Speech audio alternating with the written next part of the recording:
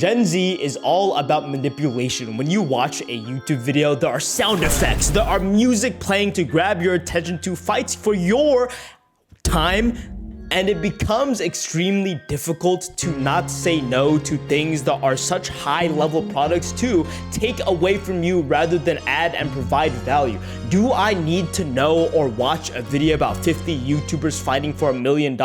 No. Do I still watch it? Yes, because the value proposition is so good that I feel like, robbed of my time. I feel like I never get a good result, and because everyone is so good at manipulating, and something beyond social media, something beyond capitalistic products, is the sunken cost fallacy. This is not a manipulation tactic, but instead a flaw in our mind where we are overly greedy or we are overly prideful, and when I lose $100 when gambling, that is when the addiction starts, because I feel like I have invested so much time and energy and effort. I would hurt my ego if I dare walk away from the roulette, the poker table. I must get my money back, and lives get ruined. But this is not just in gambling. It is the easiest to quantify because it's about money. But what happens when it applies to relationships, conversations? Guess what?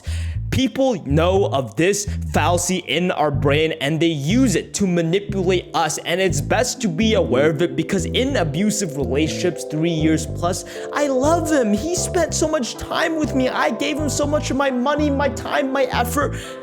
I don't care if he beats the shit out of me. I've spent 3 years with him. And this is the biggest problem. Just because you have invested so much of something into something doesn't mean you must persist in that action.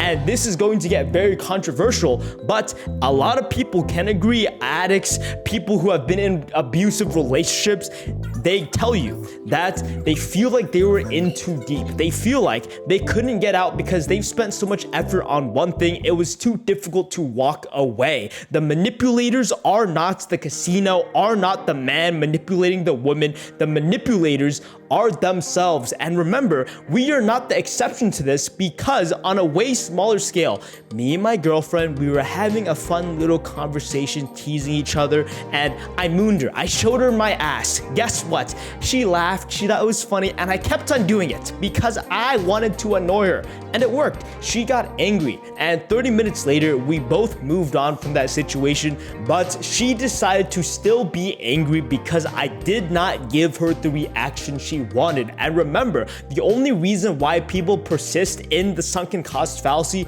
is because they want a specific reaction from the world or another person. Gamblers still gamble because they want the reaction of the world giving them tons of money. People stay in abusive relationships because they want the abuser to stop. I love you so much. This is why I'm still with you. Please change for me.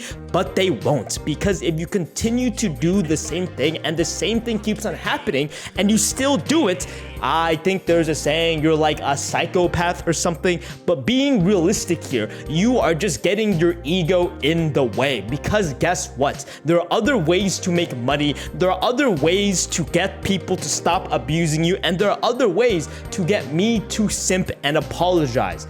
But people are already so invested, they cannot choose to walk away. And remember, I am no different. There are so many times in my life and with her where I've argued with another person just to get them angry. Yeah, I knew I was in the wrong, but I was just trolling you. That's a lie. You've seen this meme, or at least I have seen it. It has 1.7 million likes where people pretend to get their friend angry in an argument. They know they're in the wrong. That's a fucking lie. What's really happening is that you overcommitted and you've committed so much that you no longer want to back down. And yeah, there are very little consequences when it's just you and your friend. But what happens when it becomes more extreme, like gambling and abusive relationships? This is something you should take very seriously. And I want to explicitly say one thing. I am not victim blaming anyone. When you look for advice from recovering gambling addicts, they tell you not to never start. They don't tell you, hey guys, don't listen to the casino. They'll trick you. They take full responsibility because they know that is how you truly stop. When you watch videos about abusive relationships, they always tell you, it just felt like I put so much in. I couldn't walk away. Learn to walk away, because at some point, you will have the opportunity to manipulate yourself. And there are many cultures, religions where they like to believe that our ego, our pride is an entirely different entity. And that entity is trying to manipulate you to overcommit in something. What's really important is to recognize that your pride and ego is not going away. It is actually, I'd say, your superpower. What is the thing that differentiates you from everyone else? Because once you're entering fashion, you're learning how to dress clothes, express yourself, your pride and ego is what defines you as a completely different person than Joe Schmo.